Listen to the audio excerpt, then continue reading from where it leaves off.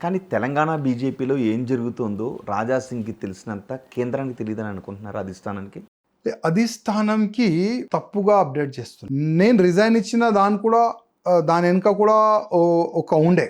నేనేమనుకున్నా అంటే కనీసం నేను రిజైన్ ఇచ్చిన తర్వాత ఇప్పుడు కేంద్రం అండి ఒక చిన్న కార్యకర్త కూడా ఇడవాలి అని ఒప్పుకోదు. ఒక చిన్న కార్యకర్త కూడా వాళ్ళు ఇడవరు. ఎందుకంటే ఒక కార్యకర్త తయారు చేయడానికి చాలా టైం పడుతుంది. అట్లాంటి ఒక తయారయ్యే కార్యకర్తకి వాళ్ళు ఇడవరంటే ఒక ఎమ్మెల్యేకి ఎట్లా ఇడుస్తారు?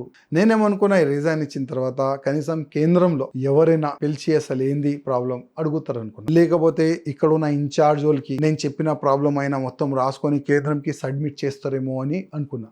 అట్లాంటి ఏమి కూడా జరగలేదు. నేను రిజైన్ ఇచ్చిన తర్వాత ఒక మూవీ జరిగింది.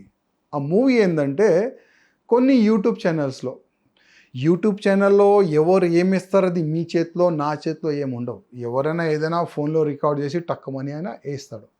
ఒక 2-3 కొన్ని ఛానల్స్ వాళ్ళు టీఆర్పీ పెంచడానికి కొన్ని వార్తలు వాళ్ళు నడిపించినారు.